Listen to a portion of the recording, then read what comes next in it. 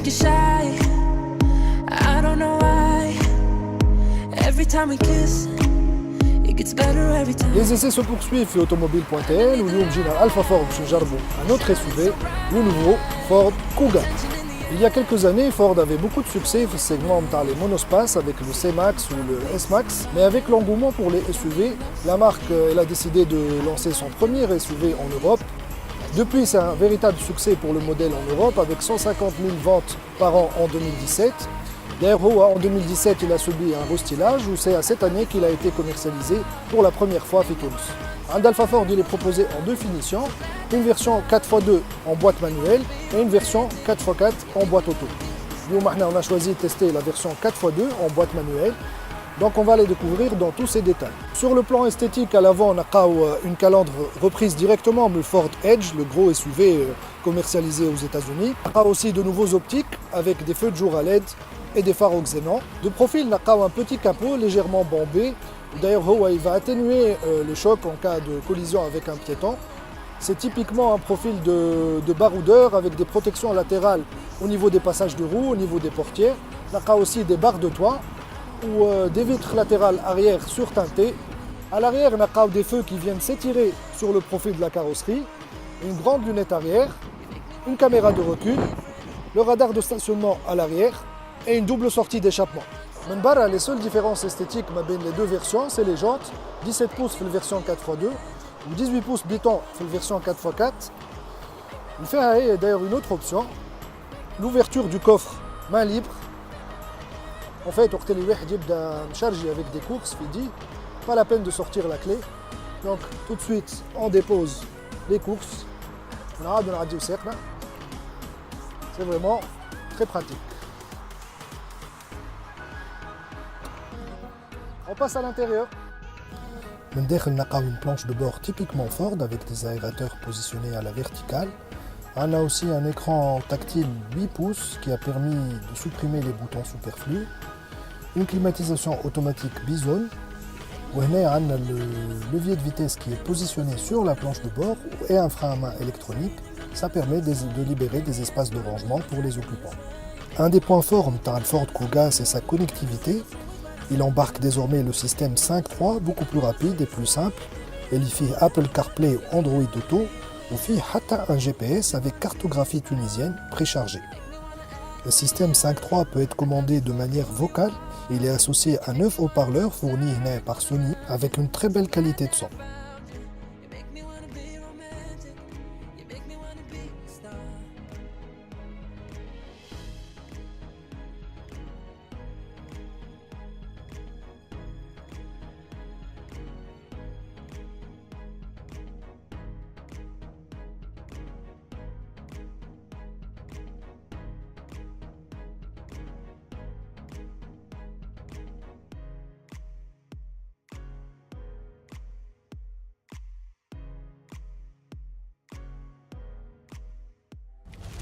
Alors pour la version 4x2, il y a un moteur 1,5 litre EcoBoost qui développe 150 chevaux, 240 Nm de couple très tôt, très agréable à conduire les moteurs EcoBoost.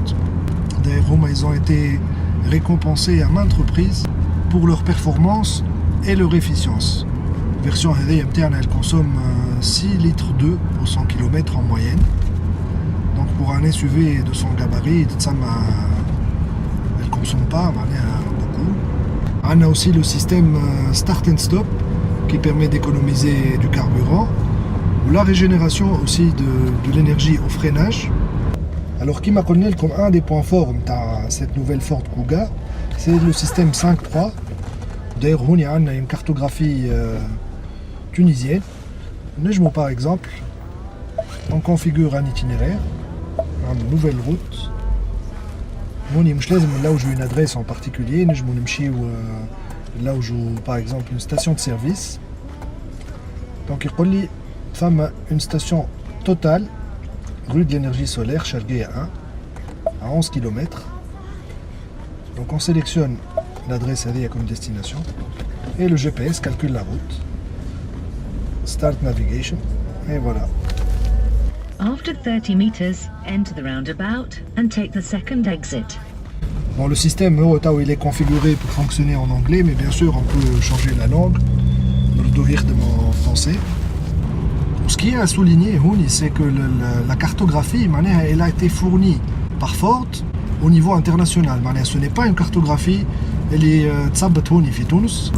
qui conduit à un pare-brise vraiment très agréable quand on conduit. On a une très bonne visibilité. En termes de confort aussi, Ford elle a paramétré les amortisseurs pour un réglage confort. C'est un SUV qui plaira surtout aux familles. Vraiment, il est très confortable. Très bonne insonorisation aussi. Un toit panoramique ouvrant aussi, donc très agréable pour avoir de la lumière dans l'habitacle. On a un bon maintien des sièges, une sellerie en tissu et simili-cuir. Le siège conducteur il est électrique. Alors le Ford Kuga il est adapté aux familles. Il a vraiment beaucoup de rangements. Par exemple, on a un étui à lunettes. Ça peut être pratique. Et là, personnellement, ce que j'ai c'est la position de levier de boîte de vitesse. Il suffit en fait, naturellement il est à l'accoudoir. La position elle est très bien pensée. On a une instrumentation à Ford qui est très claire avec les aiguilles en bleu. Ça c'est typique chez Ford. Ça a le mérite d'être très clair. Donc on a un compteur, la jauge d'essence et de température. On a une petite zone avec un écran TFT. Ford il privilégie l'éco-conduite. Donc Femme a une suggestion de passer le rapport supérieur. Une autre fonctionnalité astucieuse pour le Ford Kuga, c'est la clé intelligente Mikey. En fait, c'est un système qui permet de configurer une deuxième clé. Par exemple, un parent et ça lui permet de bloquer certaines fonctionnalités de la voiture. Par exemple, les systèmes de sécurité de la voiture, qui m'a l'anti-patinage, voilà, il ne lui permet pas de mettre la radio tant qu'il n'a pas bouclé sa ceinture. Donc le Ford Kuga il est proposé à un Alpha Ford dans deux versions. Une version 4x2 il est offert à 108 000 dinars et une autre version 4x4 en boîte automatique à 133 000 dinars. Donc cette nouvelle Ford Kuga en boîte manuelle, il suffit de vous inscrire auprès d'Alpha Ford et ils vont vous fixer un rendez-vous et vous pourrez l'essayer. Donc l'essai interne à ce nouveau Ford Kuga il touche à sa fin.